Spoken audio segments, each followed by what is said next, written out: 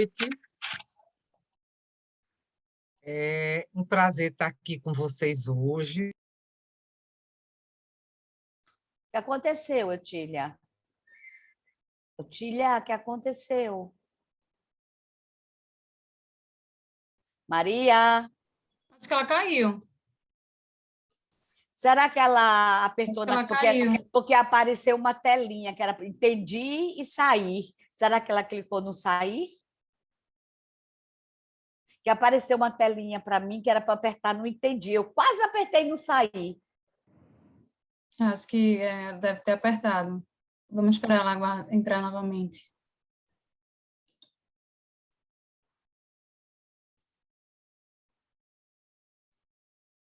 O Maranhão, Maranhão.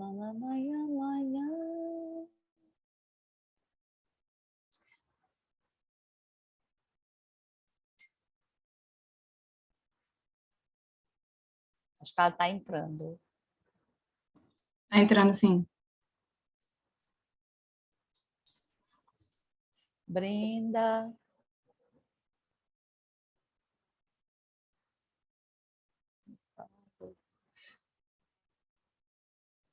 Boa noite, doutora Otília. A senhora caiu. O que aconteceu, amiga?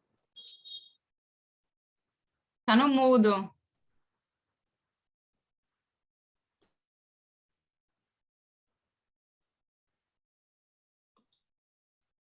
Oi, Alexandre! A senhora está no mudo, doutora Otília. Otília, você está no mudo. Otília está mudo.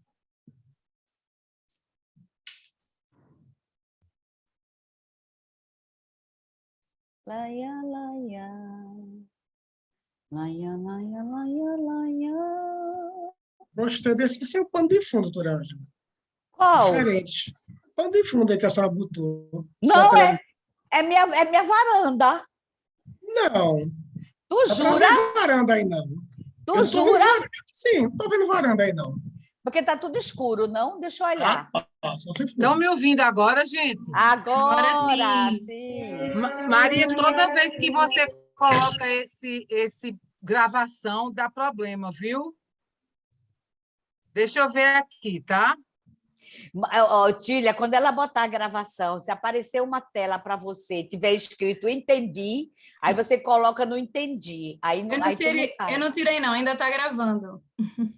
Aí não vai aparecer de novo aquela mensagem, não. Espera aí, viu? Cadê, Tília? Apareceu, gente? Apareceu. Tá aparecendo. Agora está perfeito. Ai, tá. Então, boa noite para todos.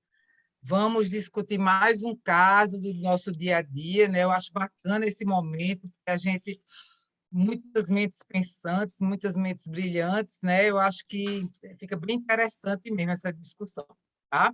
Eu peguei uma bibliografia para vocês, umas revisões, mas eu não quis mandar antes para não tirar o nosso de suspense. Aí, assim que acabar aqui, eu coloco no grupo, tá, gente?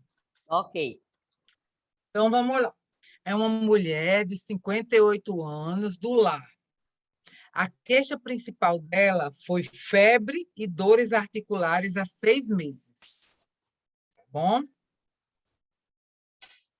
Então, ela relatava dores e edema em punhos e tornozelos há 10 anos. Mas esse quadro de 10 anos piorou a 2. E, nos últimos 6 meses, esse quadro articular se associou à febre diária, além de fraqueza e sudorese intensa. Tá? Então, ela tinha essas dores, as dores pioraram e culminaram com artrite e uma fraqueza muscular importante com sudorese intensa. Ela também relatava uma ardência fotossensível na pele dos braços, relatava também exames com anemia, plaquetopenia, acho que alterações da glicose, deixa eu só minimizar aqui para eu ver. Isso. Plaquetopenia e taxas de glicose e triglicerídeos altos. Relatava ainda boca seca e sem paladar e um episódio de sangue nas fezes. com perda ponderal de 13 quilos no último mês. Tá, gente? Ela trazia exames já de outras pessoas, com PCR de 38, ferritina de 728, um mielograma com hipoplasia medular severa, um P-ANCA de 1/40 e um C-ANCA negativo. Um FAM, fator reumatoide, anti-SM, anti-ROE, anti-LA negativos, dosagem de interleucina 1 e complementos normais e eco transesofágico sem alterações. Tá? Então, ela trouxe esses exames de outra pessoa, tá certo? Tinha realizado sessões de pulsoterapia com corticoide com melhora dos sintomas. Chegou para mim usando Plavix, Somalgin, Celozoc, Citoneurin, Remeron, Meticortem, 40 miligramas por dia e Glifage. Tá? Ela dizia de história patológica pregressa que teve um infarto em 2018, não fumava e não bebia e era sedentária. O exame físico, ela apresentava uma rigidez com falta de força em mãos, punhos e tornozelos sem artrite quando eu examinei, tá, gente?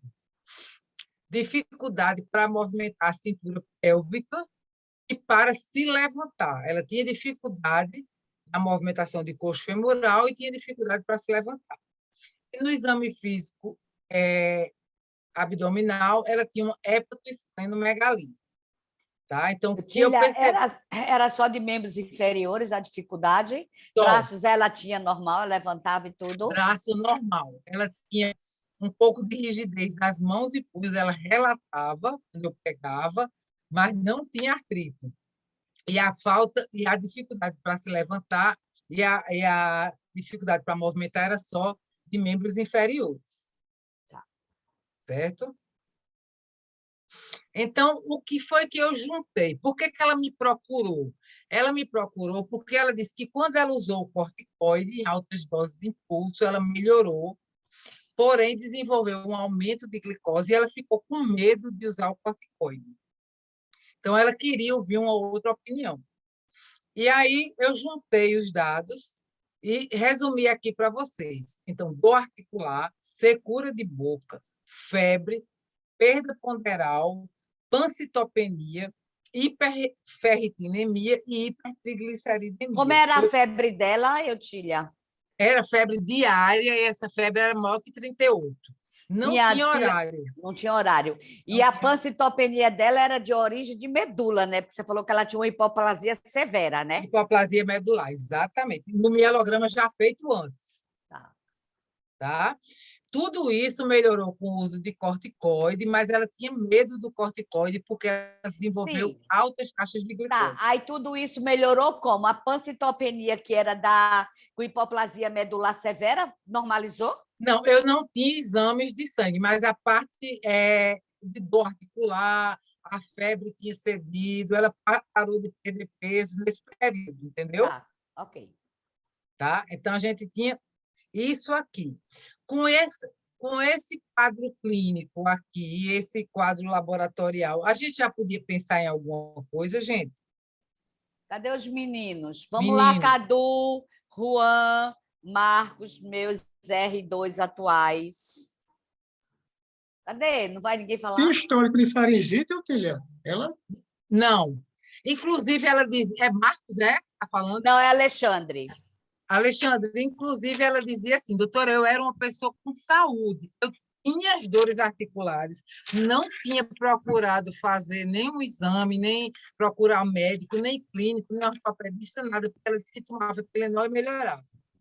De 6 meses para cá foi que o quadro piorou. Eutília, ela tinha só a hipoplasia severa. Ela não tinha ativação macrofágica, não tinha parasita, não tinha nada no mielograma dela. Agora, né? Mas a gente vai ver mais na frente umas mudanças. Sim, não, porque assim, eu queria saber se esse mielograma estava certo ou não. Porque a gente precisa pensar Porque, assim, uma pancitopenia, para eu pensar em doenças autoimunes, nossas doenças autoinflamatórias, a grande maioria, a destruição é periférica e a medula é hiperreativa. Só que Exato. você fala que ela tem uma medula com uma hipoplasia severa, ou seja, ela tinha uma agressão a nível de medula. Exatamente. E era certo esse mielograma. É verdadeiro. A gente supôs que era certo, mas a gente repetiu o Tá. mielograma. Ok. Cadê os meninos? Vão falar não? Ah, meu Deus. Meninos, eu vocês penso, estão no ambulatório de vocês, chega uma eu mulher de meia idade. Marcos vai falar. Marcos vai falar. Não vai, Marcos? justamente, tinha pensado em doença de Still, só que quando veio com sinativação macrofágica, né? Só quando veio o mielograma, eu fiquei achando muito estranho, né? Por que, Marcos? Porque pancitopenia não é um quadro que faz parte da doença de Still. Até tem descrição. Eu já vi Still com plaquetopenias severas, gravíssimas, mas assim, com anticorpo, antifatores da coagulação, mas não um mielo com uma hiperplasia severa, entendeu? O que não estava batendo. A gente vê mais quando complica com síndrome de ativação macrofágica, né? E é anemia com plaquetopenia, geralmente, né? É bicitopenia, né? Bicitopenia. Normalmente, se bem que você pode ter as 3, né? Pode. Ô, Marcos, por que você pensou logo em Still numa mulher de 67 anos? Não era 48? Não era 48, Espera aí, calma, deixa eu ver aqui de novo. Vixe, Maria. Espera aí, Eutília, volta. Vou voltar aqui. 67 é demais. Espera aí, pode ser que eu tenha 58. 58, tá. 58, Ah. no meio. Aí também entra a possibilidade de síndrome paraneoplásica, né? Pensar em alguma... No mielograma não veio, mas alguma doença linfoproliferativa, de repente, que pode dar hiperferritinemia, pode dar hipertrigliceridemia, pode dar pancitopenia, enfim. Faltou aqui a hepatospleno, né, que ela tinha. Ó, a faltou hepatospleno. Verdade, faltou colocar a hepatospleno. Muito bem. A doença linfoproliferativa, acho que correlaciona todos os sintomas dela. A perda de peso, né, se você juntar tudo, né? Perda ponderal. E das nossas doenças, qual que entraria aí? Leishmaniose, né, assim... Aqui no Nordeste, pensar na epidemiologia, né? Tem a hepatosplenomegalia febril com pancitopenia, né? Mas no mielograma não veio parasita. Tá pegando esse gancho aí, eu pensaria primeiro em tentar excluir causas infecciosas, né? Acho que seria a minha primeira abordagem, né? Até só que ela já chegou cheia de corticoide e melhorou. Ela tinha morrido, né? Se fosse infecção. Não, sem dúvida, mas assim, seria a minha primeira abordagem, né? Mas já com essas coisas na mão, eu já iria mais para algo, como o Marco falou, né? O neoplásico ou realmente alguma das nossas doenças. O fato de ter um quadro articular, de ter secura, o jogo deixaria de ser uma hipótese, mas não justificaria todo o quadro. Então, enfim, eu pensaria mais em Sjögren, em Still, como o Marco pensou também, mas realmente sem conseguir encaixar todas as manifestações até o momento numa única doença. E das doenças infecciosas que você excluiria antes, vamos supor que ela não tivesse tomado corticoide, o que você pensaria aí com esse quadro?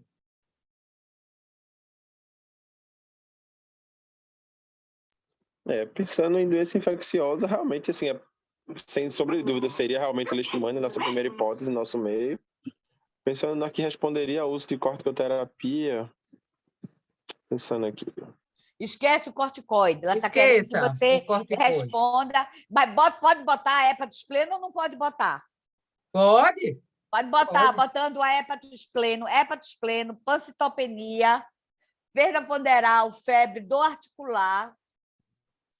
Acho que sempre lembrar de HIV, não pode excluir nunca, e as mononucleose-like também. Pode dar todos esses sintomas. Foi Juan que falou, foi? Foi sim, doutora. Eu estou reconhecendo vocês pela voz. Estou ficando boa. Então, se a gente fosse dividir, por exemplo, uma paraneoplásica, a gente pensaria numa linfoproliferativa, uma doença infecciosa, leishmaniose, as viroses monolike. O que mais que foi comentado aí? HIV, isso. E se a gente fosse pensar nas nossas doenças, Sjögren, Still, estilo é estranho, porque não combina muito com a idade, com nada, né, disso. Acho que Agora, Sjögren entraria, até porque tem muita associação com doença proliferativa, né? Linfoma, enfim. o quê que A tem? associação de Sjögren associada a um Sim, linfoma, doença sim. proliferativa, enfim. Acho que não seria uma das hipóteses também. Sim. Eu acho que lúpus seria uma hipótese também para ela, né? E pensando Problema nessa provável fraqueza muscular também, uma miosite inflamatória associada a como assim, uma paraneoplásica, também talvez cabesse aí entre os diagnósticos. Ainda Você ia pensando em falar, infecção, Ângelo? assim, acho que não dá para tirar a tuberculose, né, também da jogada no nosso meio, e infecção granulomatosa fúngica.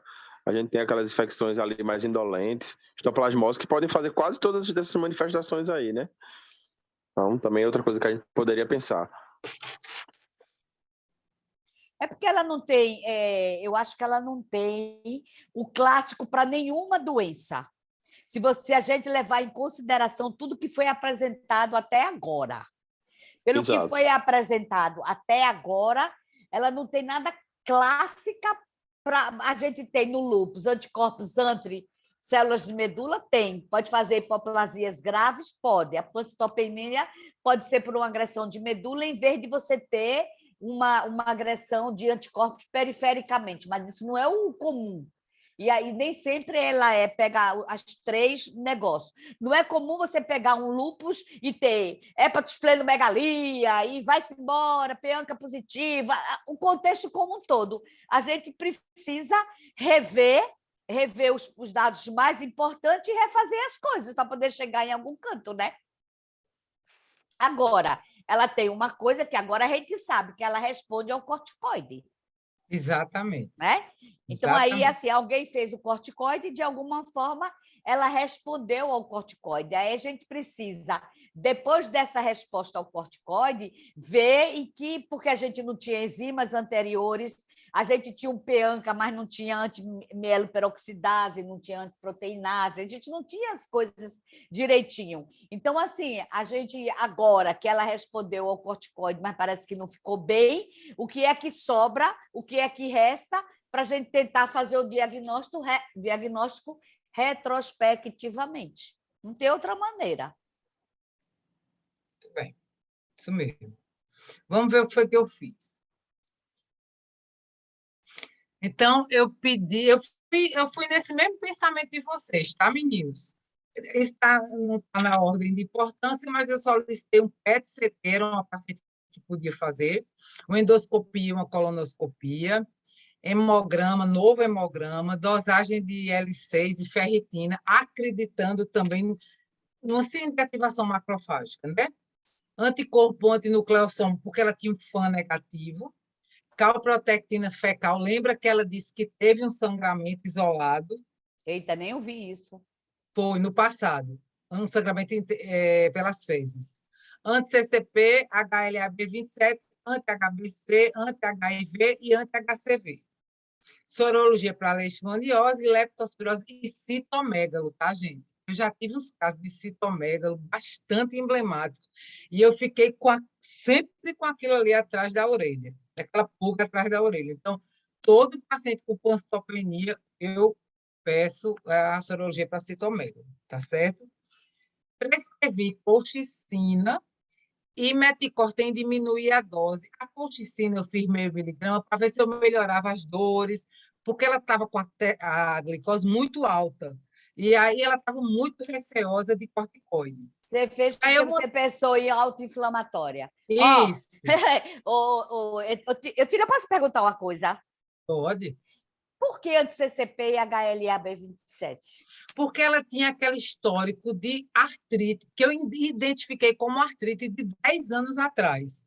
Mas você disse que o exame físico não tinha, né? Era não artrite. Tinha, mas ela relatava, bem relatado, um quadro articular. Eu não teria pedido, ela não. Tinha tomado aquele monte de corticoide e eu fiquei receosa, entendeu? Entendi. Se eu estivesse passando uma coisa, passando batido, né? Tá. E aí, assim, ela já tinha eletroforese de proteínas? Não, ela não tinha eletroforese de Tá, proteínas. Deixa eu ver aqui mais. Espera aí, só um minutinho, viu? tá. Onde é que nós vamos agora? Bom, aí aqui eu solicitei também, eu esqueci de colocar eletroforese de proteínas, e eu solicitei também uma nova avaliação com o hematologista, certo, gente? Tá, que tinha que fazer, né, para ver se realmente Sim. o que era. E o hemograma, como é que estava o hemograma depois desse corticoide todo? Aí deixa eu só falar para vocês, que eu acho que eu não coloquei.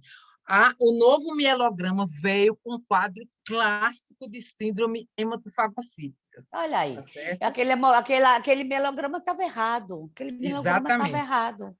Veio a figura de hematofagocitose. A Hemato ligou para mim, só que ela ficou muito chateada por conta do corticoide em altas doses, que atrapalhou todo o diagnóstico, certo? Mas vamos para frente, vamos ver. Aí ela chega em 14 de fevereiro, agora, com o que eu tinha solicitado. Ela estava bem, tinha parado a febre, mas tinha dificuldade de se alimentar, tá certo? Ela estava com dificuldade de alimentação. Ela comia e ficava com bolo, ficava com certa dificuldade. Aí, ó, veio com HB de 10,2, um leuco de 5.800. Ela não tinha leucopenia, tá, gente? Era bicitopenia, como vocês colocaram aí. Ok. 75 mil plaquetas, 16.400 de ferritina. O ANTA, que eu repeti, veio negativo, leishmaniose e leptospirose negativos. E citomegalovírus positivo, 35 cópias. Era uma coisa bem mais ou menos, né? Dosagem de interleucina 6 normal, HLA-B 27 negativo, calprotectina negativa, endoscopia com gastrite, colonoscopia sem alterações, um PET-CT com nódulos em pâncreas, fígado e fígado não captantes, uma lesão lítica interrogada em bacia, tá, pessoal? Então, não captava. O PET-CT era como se ela tivesse esses nódulos, sei lá, um cisto, alguma coisa que não captava. Tá? E o mielograma que eu não coloquei aí, desculpem, que tinha realmente uma síndrome de ativação macrofágica. Tá certo? Ok. Então, por que na minha cabeça essa mulher tinha essa síndrome de ativação macrofágica? Essa história longa, com essa perda de peso, aquilo ali ficou na minha cabeça. E a melhora com o corticoide, Ângela, ela teve, mas foi muito rápida. Ela não sustentou. Tá. Tá certo? Inclusive, tentaram fazer azathioprina, ela não melhorou nada e evoluiu com síndrome colestática. E não, o pessoal acha que não foi da azathioprina, mas ela desenvolveu uma síndrome colestática, certo? Certo. Bom, eu mantive o uso de Celozoc, a metformina que ela já estava usando, pós-corticoide, Meticortem, AS, que ela já vinha, e a Dera. Suspendi citoneurin e diminuí a corticina porque ela estava com muita diarreia. Solicitei a avaliação da infectologia para o citomegalovírus e pedi retorno em 30 dias com novos exames com hipótese diagnóstica de síndrome de ativação macrofágica e citomegalovírus. Certo, gente? Certo. Alguém quer comentar alguma coisa? Fazer mais alguma intervenção? Ei, meninos, vocês querem? Acho que não, né? Não sei. Alguma coisa que vocês fariam diferente ou que vocês pensariam diferente? Bom, evoluiu com diarreia copiosa, que levou a paciente a abandonar o uso da colchicina. Evoluiu com colestase após outro reumatologista prescrever azathioprina e surgiu um gânglio cervical. Então, apareceu o gânglio. E agora? Só um. Um gânglio cervical. Características dele do ultrassom e biopsiar, né? Essas alturas do campeonato. Exatamente. Um ultrassom com características de um gânglio patológico, bem quente, sabe? No Doppler, e um gânglio isolado, tá certo? Ele sugeriu fazer a biópsia. aqui. E aí a biópsia do linfonodo. Uma neoplasia maligna indiferenciada, infiltrando tudo ao redor. Ele ligou para mim, ele disse que o grau de patogenicidade era enorme, de invasão também. Tá? E aí Ela não tinha nem... Ela não, ou seja, ela no PET scan não apareceu linfonodos nenhum, né? Nada. Aí, o que foi que eu fiz com isso? Eu disse, caramba, pelo amor de Deus, se essa mulher não tivesse aparecido com esse gânglio, o corticoide acabou a festa, né? Porque aí abafou tudo. E aí eu fui discutir com o cara do PET scan. Eu disse a ele, olha, eu mandei esse laudo e disse, o patologista me ligou agora, dizendo que é alto grau de malignidade e fazer histoquímica para ver como que vai tratar, e o PET scan deu negativo. Aí ele foi rever o PET scan. Aí eu não sei se vai dar para a gente, para ver o que ele falou, não sei se vai dar. Será que vai dar, hein? Acho que não. É um áudio, é? É um áudio, é. Mas, enfim, nesse áudio, ele diz que... Deixa eu voltar para lá. Ele conversa comigo e ele diz o seguinte, que realmente ele não vê linfadenomegalia, não tem área hipermetabólica, tem um hemangioma no lobo hepático, realmente um aumento difuso de fígado e baço, certo? E a medula, ele vê uma expansão medular, certo? Captando, tá? A medula óssea.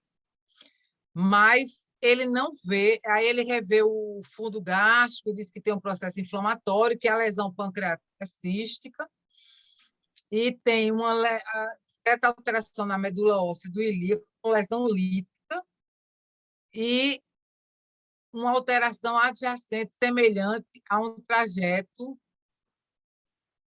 sem característica de agressividade. Ou seja, na verdade, isso aqui foi minha aluna que foi transcrevendo o que ele falava comigo, tá? Então, ele foi dizendo tudo que ele via, item por item, e ele então, ela já tinha lesão lítica, era? Aquilo era uma ela lesão... tinha uma lesão lítica na bacia. Na bacia. Certo? Okay. Então, foi isso, gente. Eu trouxe esse caso porque... Vocês estão me ouvindo? Estamos. Descompartilha aí, Otília, para a gente conversar. Descompartilhei. Agora, deixa eu ver aqui. Stop share. Pronto. E aí ela ficou como... Então, ela ficou com diagnóstico de linfoma, ela já está tratando. A hematologista que fez o mielograma, ela ficou acompanhando também, porque ela achava que era linfoma. Ela estava insatisfeita com a medula dela, e aí ela achava que o corticoide tinha abafado, e aí foi a lição para a gente. Ela foi pulsada antes de a gente estabelecer sem definir direito o diagnóstico, né? A gente não sabe exatamente o que é que eles pediram, né? Porque é assim, com aquele hemograma, com aquela... tinha que repetir aquele mielograma dela, tinha que fazer mais coisas do que fazer o corticoide simplesmente, né? Eu acho. Eu acho que fica uma lição para os meninos, inclusive, que quando você quer fazer isso, você pode dar uma dose baixinha para tirar sofrimento, para tirar dor, febre, e esperar para ver se a gente consegue mais dados, né? Você não acha isso, Ângela? Com certeza. Com certeza. Ô, Maria, tu tem como botar todos nós aqui na tela? Tem não, né? Eu não estou conseguindo, eu só estou vendo Eutília. Para mim está todo mundo. Do jeito que a senhora coloca, do lado direito tem view, que é como a senhora vê. Tá, galeria, agora vi, tá. Botei agora. Para tu ver como a gente... É difícil, né? Fazer medicina é difícil. Não é fácil, não. É um caso difícil, um caso que realmente tinha tudo para ser um estio, mas aí, geralmente, nessa idade, o estio ou assim, de ativação macrofágica, o quê? Você tem que procurar, né, alguma causa. Estava conversando com o Rafael um dia desses, não sei se os residentes ouviram, 2 pacientes de estio que a gente teve, que era estio de livro, de livro, com febre, de livro bonitinho, e na realidade eram neoplasias, todos dois eram pessoas jovens, Pois é. entendeu? Com hépatos pleno, com a febre característica, com racho febril, com tudo, e era neoplasia. Né? Eu lembrei desse caso, por isso que eu não desgrudei dessa paciente. Eu tive um caso, há uns 15 anos atrás, na UTI, uma síndrome de ativação macrofágica gravíssima, numa menina que, inclusive, era minha amiga, e, no fim das contas, eram pequenas células de pulmão. Tá? Então, assim, aquilo ali me deixou... E aí eu disse, caramba, como é que uma mulher está boa em casa e começa a perder peso, com sudorese, né? Então, a gente tem que ir atrás mesmo, procurar. E doença de estio é o diagnóstico de exclusão, né? A gente, para dar o diagnóstico de estio, é difícil, não é fácil, não. Difícil. É muito difícil. É diferente do estio da criança, né? O estio da criança é mais tranquilo de você pensar, mas no adulto é super difícil. Então, eu vi que Suziane está aí, Renata... Alexandre, quer falar mais alguma coisa? Suzy, quer falar? Renatinha, quer falar? Larissa? Não, tudo ótimo. Tudo bem, né? Com um caso no final, com a internet meio instável. Entendi. Mas excelente. É porque a gente está falando da dificuldade da doença de estio, né?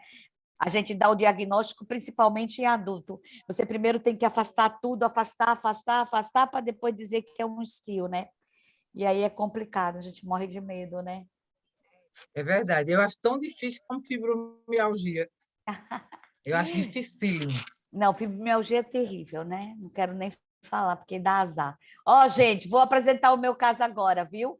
Que eu resolvi trazer outra coisa do nosso dia a dia, E aí, como a Sâmia não vai dar aula, aí eu aproveitei para fazer 5 slidezinhos no final, ok? Tá todo mundo me ouvindo? Tá, né? Então, vamos embora. Cadê que não passa? Passou. Então, tá. Os 2 casos que eu vou apresentar foram agora de 1 de fevereiro e outro de março. Então, é uma mulher, 65 anos, branca, aposentada, procedente do Recife, daqui, e que ela disse que na semana de Natal ela teve dores no corpo, fadiga, foi para o fisioterapeuta, aí não melhorava. Perguntei se ela tinha tido febre, racha, alopecia, conjuntivite, para tentar caracterizar as nossas arboviroses, que, embora esteja em queda, mas a gente ainda tem chikungunya, por aí, etc. E aí, no carnaval, do nada, assim, subitamente, ela começou a inchar as mãos, veio para Recife, foi para um reumatologista que pediu exames e prescreveu musculares, né, que é a ciclobenzaprina, e que isso não foi bom para ela.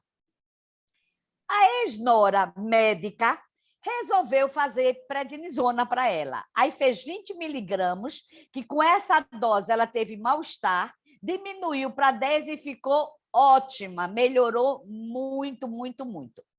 Aí ela volta para o reumatologista, que atendeu ela, que passou musculares, e diminuiu para 5 miligramas até a caixa acabar. E aí tudo voltou, porque aí a caixa acabou, ela parou tudo, voltou. E ela refere que nesse período perdeu 3 quilos. Bom, ela já trazia isso para mim, né? Então ela trazia exames de 12 de março. Olha só, que PCR extremamente elevada e um VHS também. Esses PCRs a gente vê em arboviroses, né? Uma sorologia de dengue GG positiva, uma ferritina ligeiramente aumentada, fator reumatoide FAM negativos e negativo para chikungunya em GG e IgM. Bom, ela trazia com ela uma densitometria óssea, trazia uma tomografia de coluna, que tinha artrose das articulações intrapofisárias, tinha os biquinhos de papagaio e tinha uma redução no canal a nível de T12, dando um estreitamentozinho. E trazia ainda uma ressonância magnética de mãos, com uma tenossinovite extensa das mãos, pegando os extensores, uns discretos derrames articulares e edema subcutâneo. Bom, nos antecedentes, ela sempre teve problemas de coluna, sempre fez pilates, tem diabetes, usa glifagem, é dislipidêmica, passaram rosuvastatina, mas ela inchou as pernas e suspendeu e não continuou tomando. E essas eram as mãos dela quando ela chegou, né? Então, no exame físico, ela tinha uma pressão relativamente boa, frequência cardíaca, uma dificuldade para levantar os braços, mas ela não tinha bloqueios. Ela tinha esse edema difuso de mãos, ela tinha tornozelos e pés inchados, joelhos dolorosos e vinha, mais recentemente, queixando-se de dormência nos pés. Ok? Bom. E aí a gente pode nem comentar agora o diagnóstico. Alguém quer falar? Hein, meninos? Meus R's. Ficou todo mundo mudo, foi? Essa dificuldade para ela levantar os braços era por dor, mas por falta de força, doutora? Era uma mistura de coisas. Era um cansaço que ela tinha nos braços, dificuldade para levantar, um cansaço, entendeu? Não era caracterizado uma miosite, não, tá? Ela não tinha uma miosite, não. Certo. Disfagia? Não. Acho que entraria no diagnóstico diferencial artrite reumatoide do idoso. 65 anos, sim. Artrite reumatoide do idoso, polimialgia reumática. Esse edema de mãos, artrite, talvez RS3PE. RS3PE. Alguém quer falar mais? Suziane, Renatinha, Larissa, Alexandre. Tinha alguma coisa para arterite de célula gigante, doutora? Não tinha cefaleia, não tinha alterações visuais, nadinha. Continuamos? Então, né? Quer falar alguma coisa, Otília? Não. Pode continuar. Então tá. E aí eu passei 10 miligramas de prednisona para ela, 5 de manhã, 5 à noite. Ela retorna com a melhora acentuada. Passei duloxetina para ela, vitamina, aqui não é B não, é vitamina D, tá, gente? Vitamina D, 50 mil unidades, e ela, no dia que ela chegou para mim, ela não tinha praticamente dor nenhuma, e inclusive dizia, as minhas dormências também desapareceram, tá? Sorologias negativas, inclusive repetia de chikungunya, ela tinha uma endoscopia com gastrite enantematosa, ultrassom de tireoide com 2 nódulos sólidos, mas não tinha descrito como Tirades 4, nem 5, nem não sei nem se vai até 5. Era descrito só como 2 nódulos sólidos, um abdômen, tinha cálculos de vesícula, tinha miomas nodulares no endométrio, ateromatose abdominal, tomografia de tórax, nódulo calcificado, estrias atelectásicas, não tinha feito a colonoscopia nem a colposcopia. E aí eu pedi novos exames. Ela trazia uma alfa-2 aumentada, ela trazia um VSH de 63, uma PCR de 73, um fibrinogênio maior, pedi os marcadores tumorais, embora a gente saiba que eles têm muita importância quando a gente fecha o diagnóstico para monitoramento, que foram negativos, pedi a B12 e a reação do látex normal e todos os marcadores ok. Não pedi ultrassom, porque ela já tinha uma ressonância magnética mostrando que ela tinha tenossinovite e uns derramezinhos. Mas pedi um raio-x de mãos para ver se ela tinha alterações estruturais. E ela não tinha nenhuma alteração estrutural. Aí eu mantive a prednisona, 10 miligramas dias por um mês, para posterior desmame. Aí pedi para ela ir para a ginecologista para rever os nódulos endometriais e pedi para ela ir para o endocrinologista para ver os nódulos tiroidianos. E ela não me voltou ainda, mas me mandou uma mensagem dizendo que estava excelente.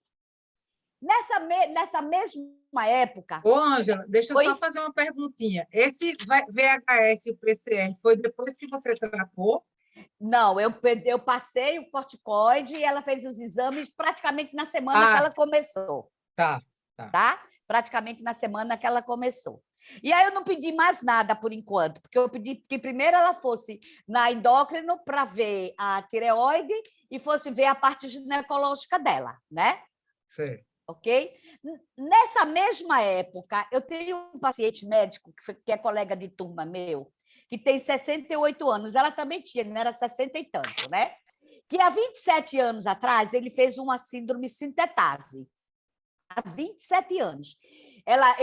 Ele fez uma doença pulmonar intersticial, mãos de mecânico, entrou em insuficiência respiratória, fez uma miopatia grave. Ele só não morreu porque ele foi para São Paulo em tempo hábil. Quem tratou dele foi Chaade. Aí Chaade manda para Recife para os meus cuidados. Ele tinha sido acompanhado por clínico e pneumologista há 20 anos atrás, há 27 anos atrás. E ele entrou em remissão total do quadro. Então, assim, já casou 3 vezes, já está na 3ª mulher, ele tem um déficit de capacidade ventilatória, a CVF dele, eu não me lembro exatamente, mas está ligeiramente comprometida. Ele fazia revisões regulares comigo. Entretanto, desde a pandemia, que ele não vem para mim, desde a pandemia.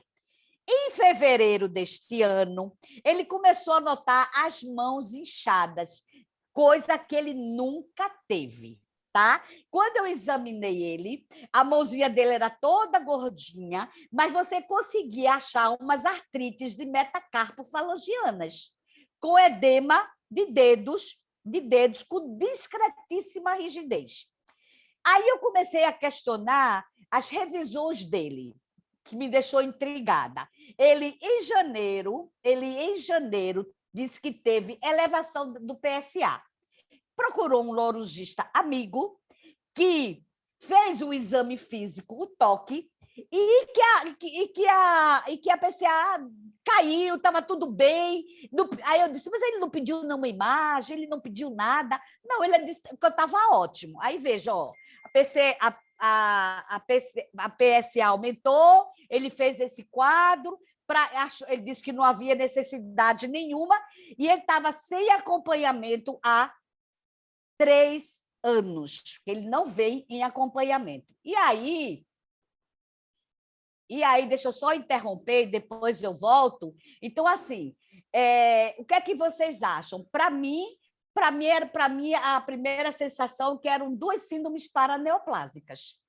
Você está entendendo? Duas pacientes desenvolvendo, quiçá, uma síndrome paraneoplásica. A dele tinha uma história de PSA elevado, 1 mês antes do quadro aparecer, e que eu acho que foi subestimado pelo colega. Inclusive, como ele pode, eu pedi já um PET scan dele também, mandei ele fazer colonoscopia, que ele nunca fez, pedi para ele fazer um PET scan, mandei ele fazer tomografia, mandei ele se rastrear todinho, ele ficou super preocupado. Ela, aparentemente, era rígida, não tinha nenhuma história de neoplasia, mas veio esses dois nódulos de tireoide e essas lesões nodulares sólidas que a descrição não era aquela mioma, aquelas coisas, eles descrevem tumorações sólidas, mas ele não bota aquilo, miomas, sabe como a gente vê na maioria. Então, assim, isso é para vocês ficarem atentos. 2 pacientes idosos com quadro que foi muito bem colocado, que você pode pensar numa artrite reumatoide do idoso, para ela, para ele não. Você pode pensar numa polimialgia reumática, porque ela fez comprometimento de ombros. E você pode pensar numa RS3-PE, que faz parte das síndromes paraneoplásicas. Aí é que eu fiz uma revisãozinha para vocês. Onde é que eu estou? Aí foi quando eu fiz uma revisãozinha para vocês. Ai, meu Deus, esqueci disso. Olha só o que eu esqueci. Ele trazia um VSH de 77, uma PCR de 47 e um pique alfa 2. Lembram que eram as mesmas alterações dela, VSH elevado, PCR elevado, e o pico em alfa-2 é porque é a fração que anda as proteínas de fase aguda. E, para ele, eu pedi a investigação de neoplasia. Esses exames ele já trazia, porque ele sempre, quando vinha para mim no passado, ele já trazia esse perfil todinho do corticoide, porque ele tomava cronicamente, ele já trazia tudo isso. Aí eu fiz essa revisãozinha para vocês, não é, Juan? Foi tu que me desse o artigo, Juan? Cadê ele? Responde, não, acho que foi Marco. Foi Marcos, né? Aí eu fiz uma revisão da RS3-PE, né? 3 é porque é sinovite simétrica soronegativa. Então, ela é uma condição reumatológica a priori benigna, não significa que ela é maligna. Caracterizada, é rara, é caracterizada por edema simétrico de extremidades distais e de início súbito. Pode se apresentar como um processo de doença isolado ou está associado a outras condições. A prevalência atual é de 0,09% e tem predileção pela população masculina idosa. E os 2 principais diagnósticos são a polimialgia reumática e ela como um subgrupo da artrite reumatoide. Existe um critério de diagnóstico que foi proposto em 1997, em que o paciente deve ter mais de 50 anos, ter um edema doloroso de ambas as mãos, pode ter um início agudo de poliartrite, mas o fator reumatoide é negativo e o raio-x precisa mostrar que não tem alteração estrutural, ok?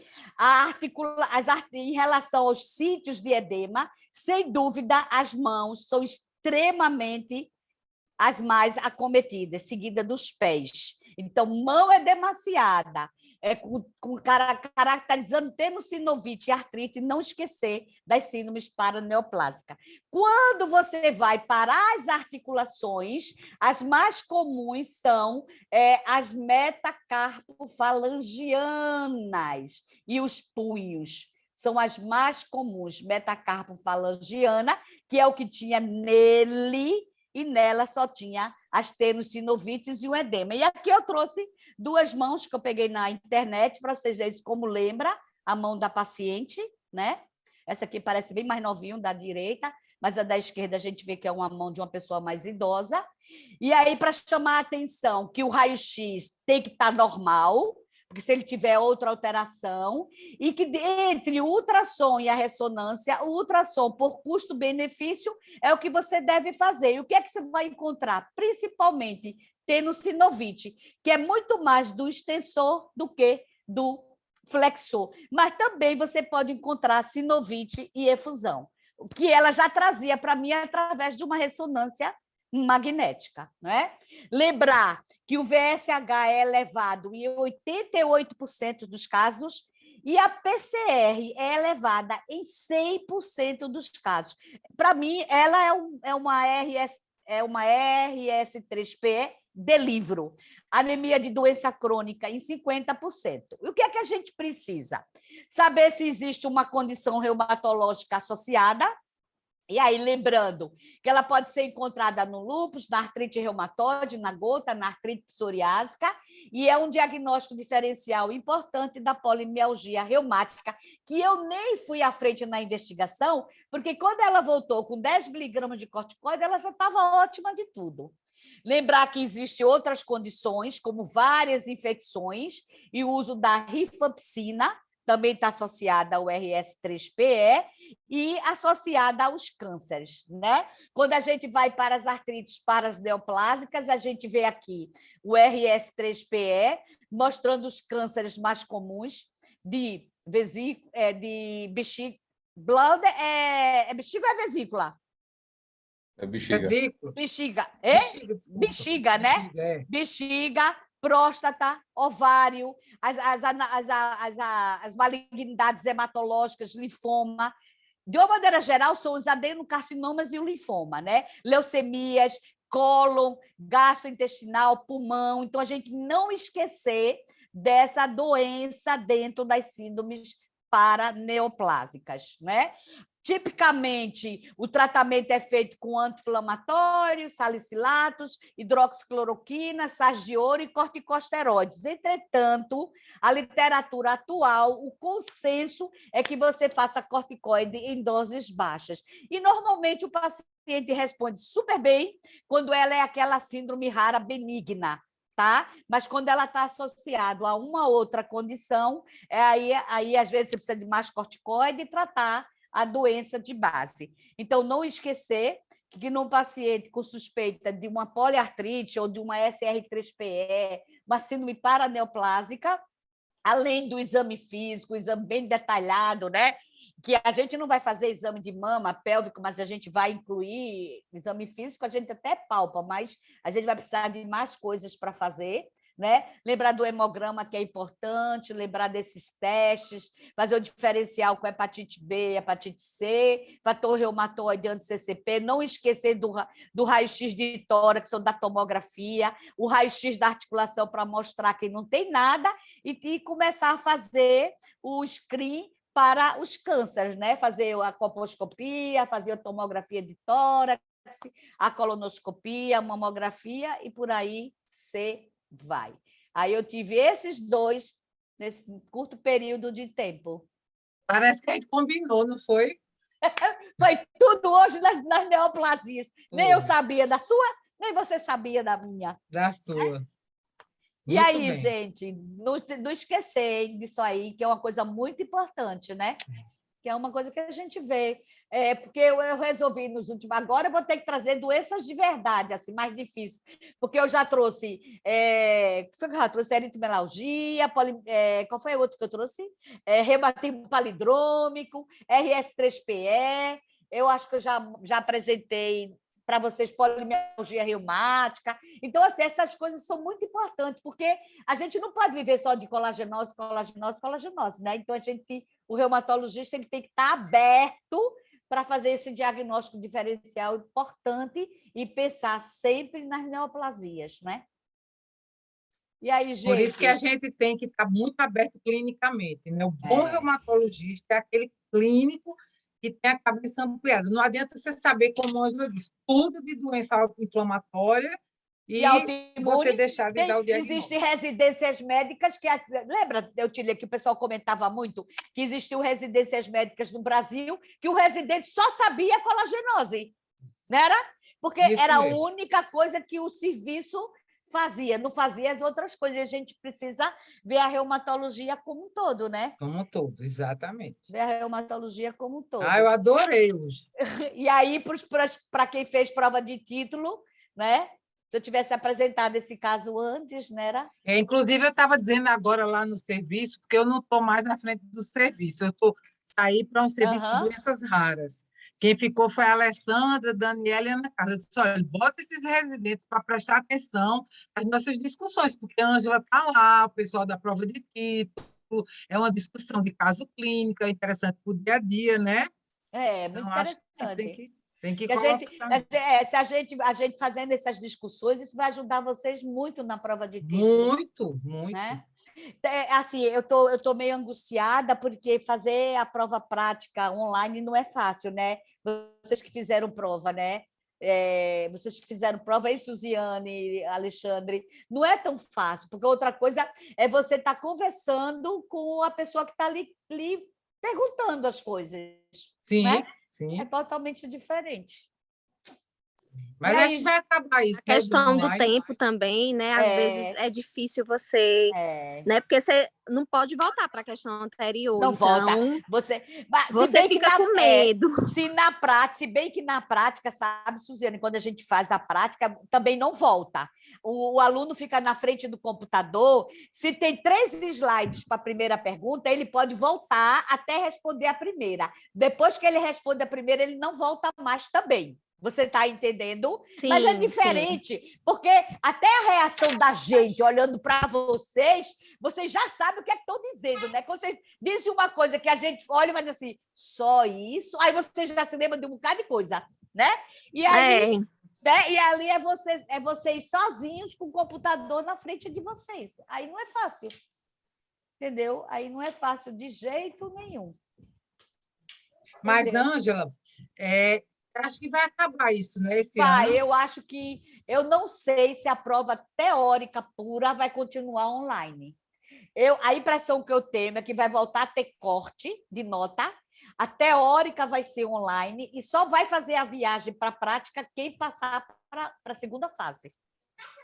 Porque, entendi. entendeu? Entendi. Porque o grande problema ia todo mundo e tinha corte. E tinha corte de nota. Então, você estava lá, não passava no corte, você voltava para casa. Entendeu? E por conta do online, que a gente ficava difícil a gente fazer toda essa logística, a gente tirou o corte da prova escrita. Entendeu? Entendi. A gente tirou o corte da prova Entendi. escrita. Mas... E aí, gente? Tudo certinho? Alguém quer perguntar alguma coisa? Ângela, deixa eu lhe perguntar sobre a sua paciente. A senhora não pensou em deixar um Rouquinol para ela, não? Veja só, eu sabia, eu sempre gostei dessas coisas que não é o comum do dia a dia, porque quando acontece na minha vida, eu leio e gravo muito bem. Eu aprendi no passado que a maioria não precisa. Você está entendendo, Alexandre? Que com o corticoide você entra em remissão. Aí, veja só, quando é que eu penso em fazer uma cloroquina, um metotrexato, quando eu tenho uma doença de base que está descompensada e que não vai me deixar trabalhar com tranquilidade o corticoide. Ela era diabética, mas ela era uma diabetes super controlada com com glifage. Porque, assim, se é um paciente que toma insulina, se é um paciente que tem uma dislipidemia extremamente importante, não dá para você estar fazendo 10 miligramas 30 dias para depois começar a baixar. Aí eu entro com uma dessas drogas. Mas quando eu posso fazer só o corticoidezinho, por exemplo, eu já tratei polimialgia reumática sem acrescentar o corticoide, porque a pessoa era bastante idosa, não queria. Eu infiltrei os locais, os ombros, para ajudar a diminuir o edema. Fiz só o corticoide em doses baixas, passei 3 meses fazendo até retirar. Ele entrou em remissão, ele não descompensou de nada, porque ele também não era diabético, ele não tinha nenhuma hipertensão, não tinha nada grave assim que me deixasse angustiado, entendeu? Por quê? Veja só, a cloroquina ela não vai atuar de imediato. O metotrexato tem uma resposta mais rápida. Mas o metotrexato nem está na listagem do RS3PE, quem está é a cloroquina. Se eu dou uma cloroquina, quando é que ele vai me responder essa cloroquina? Ele vai para outro médico, Alexandre. Então, eu tenho que segurar de pelo menos 2 semanas num corticoide em torno de 10, porque eu sei que eu dou uma enxugada boa nele, entendeu? Que eu dou uma enxugada boa. É porque meu raciocínio foi fazer o corticoide com a cloroquina e aí desmamando o corticoide eu já mais um tempo. Mas não é fazer efeito, né?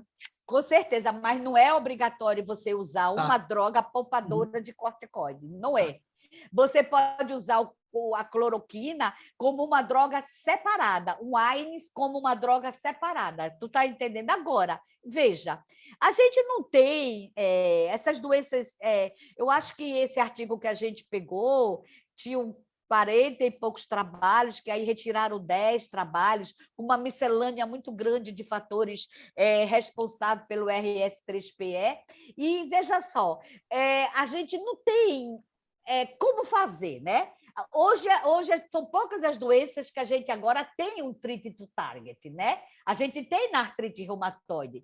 Todo mundo tem que fazer como manda o treat to target, porque é uma coisa que já está bem definida, que você tem que começar com o Dimark sintético convencional, que você tem que começar com o metotrexato, a menos que haja contraindicação, que você pode fazer o corticoide em baixas doses como ponte, oral ou injetável, você não pode fazer diferente disso. Isso já existe, está padronizado. Então, a gente tem isso para as espondiloartrites não radiográficas, a gente já tem coisas para espondilite, a gente ainda não tem para todas as doenças. Aí tem para gota, a gente já sabe como tratar gota, mas tem coisas que a gente não sabe. Por exemplo, essa paciente... Eu não sei se ela tem uma neoplasia, eu não sei se o útero dela está ok, eu não sei se aqueles nódulos da tireoide estão ok. Eu não sei se bem que tireoide não está naquela lista que eu botei das síndromes paraneoplásicas, não, tireoide não está lá, mas ela teve uma outra coisa, ela respondeu muito bem com a dose muito pequenininha.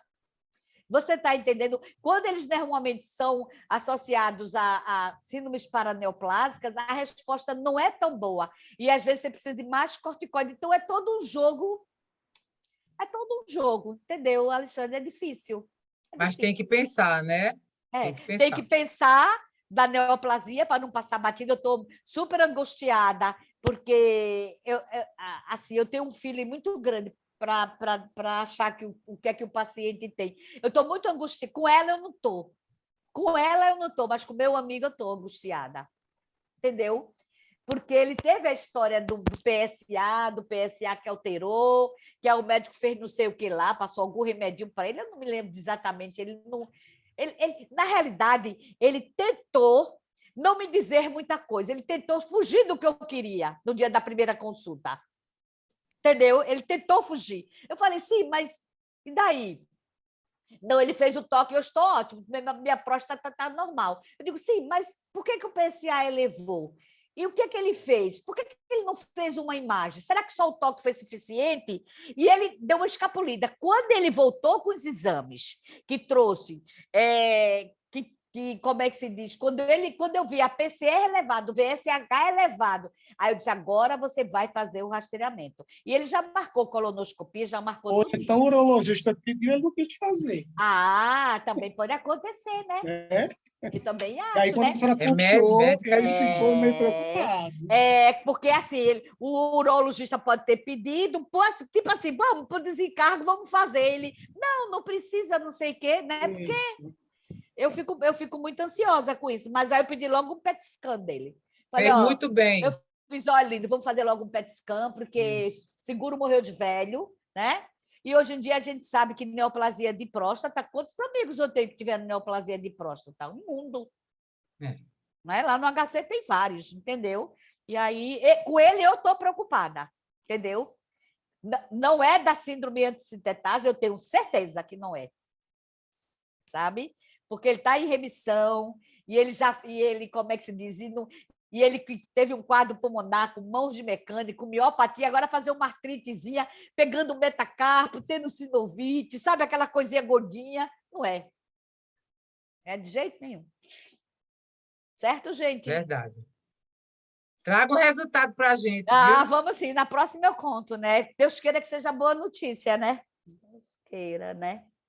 Que seja, né? Mas também, gente, hoje em dia, neoplasia, se a gente pega inicial, né? Como você diz, tanta gente que vive aí. De tireoide, quantos pacientes da gente, a gente faz a rotina e pega um adenozinho, um carcinoma de tireoide, tira e fica ótimo, né? A gente pega muito, né? Adorei.